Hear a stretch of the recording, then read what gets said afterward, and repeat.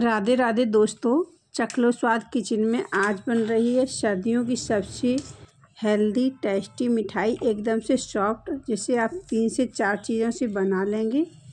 ना कोई दूध, ना मावा, ना मिल्क पाउडर, किसी ऐसी चीज़ की भी ज़रूरत नहीं पड़ेगी जो घर में ना हो। इसमें कैल्शियम, विटामिन और मिनरल फाइबर से भरपूर मिठाई बनेगी। तिलपाक बनाने के लिए सबसे पहले हम लेंगे 1 कटोरी सफ़ेद वाले तिल, जिन्हें हम थोड़ा सा ड्राई रोस्ट करेंगे। धीमी आंच पर भी हम रोस्ट करेंगे। सर्दियों में हम जिनकी गजक बनाते हैं, तिल की गजक, लड्डू, तिल की बर्फ़ी, तो हम खूब खाते हैं, पर हम आज बनाएंगे बिल्कुल अलग तरीके से।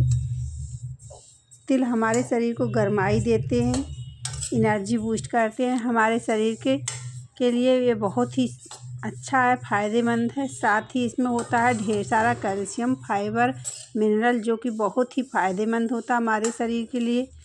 अब हमारे तिल भुनने वाले हैं। तिल भुनने से क्या होता है कि मिठाई की शेल्फ लाइफ भी बढ़ जाती है, और तिल को ज़्यादा नहीं भूनना है। इसी तरह से बस फूले फूले हो जाएं, इतना ही भूनना है। खुशबू बढ़िया आ रही है। अब इनको हम निकाल लेते हैं, इनको ठंडा होने देंगे। अब तिल ठंडे हो गए हैं। अब इन्हें हम ग्राइंडर जार में थोड़ा सा दरदरा पीस लेंगे।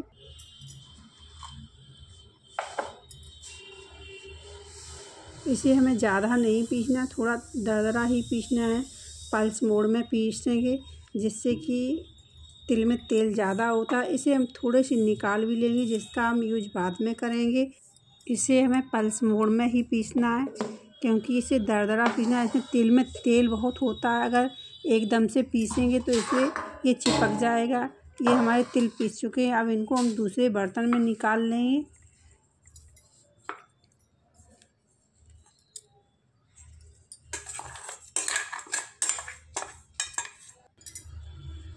तब तक हम थोड़े से काजू बादाम ले लिए हैं, उन्हें भी हम दरदरा ही पीसेंगे।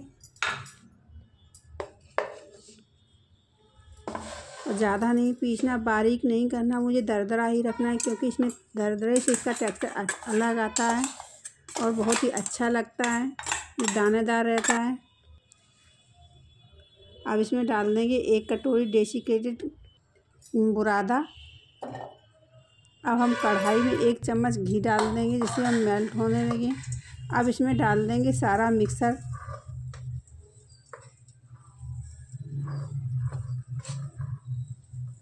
और इसे चलाते हुए लो मीडियम गैस पर चलाते हुए 1 से 2 मिनट तक भून लेंगे। ऐसा करने से इसका स्वाद और भी बढ़ जाता है, और शेल्फ लाइफ भी इसकी बढ़ जाती है। इसी तरह से चलाते हुए हल्का सा भून लेंगे। अब इसको हम निकाल लेंगे, क्योंकि इसी कढ़ाई में हमें चाशनी भी बनानी है।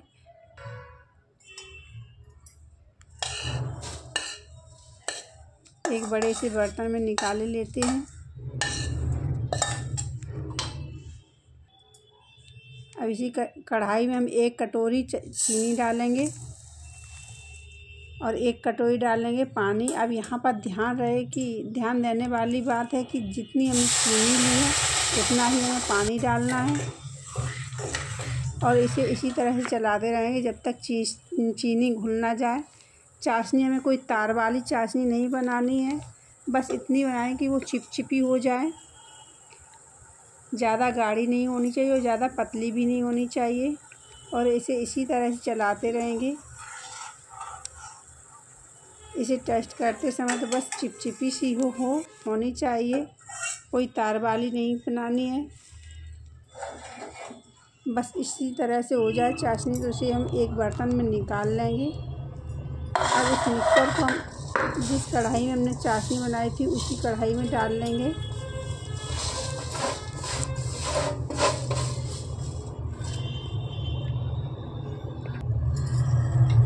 अब हमें चाशनी को भी धीरे धीरे से डालते हुए मिक्स करना है, और गैस को हमें स्लो ही रखना है, बराबर चलाते रहेंगे।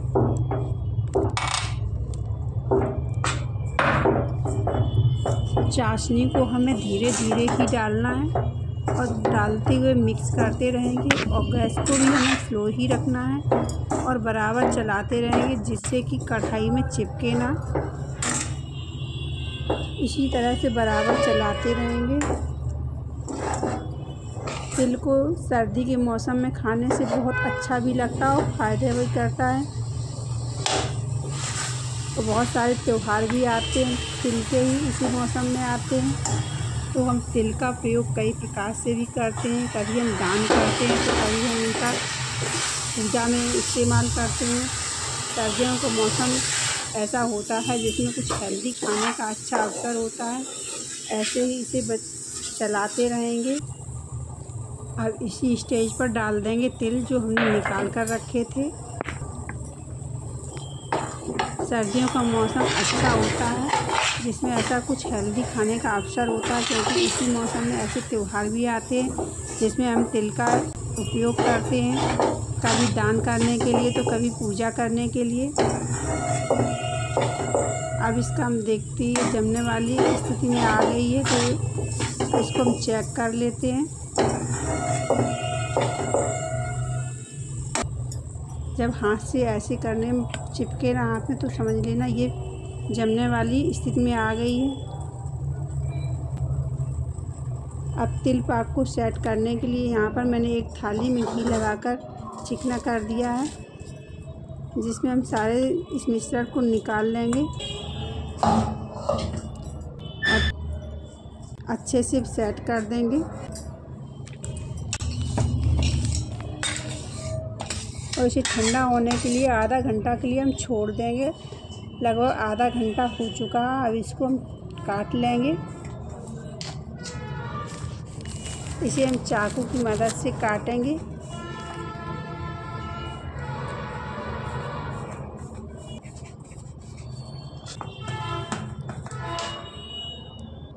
मैंने यहाँ पर बर्फ़ी की शेप में काटी है। आप चाहे जिस आकार में काटना चाहें वैसा काट सकते हैं।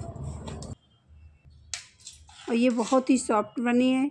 इसे जो बुज़ुर्ग लोग गजा तिल के लड्डू वगैरह नहीं खा पाते उनके लिए तो ये बहुत ही अच्छी है।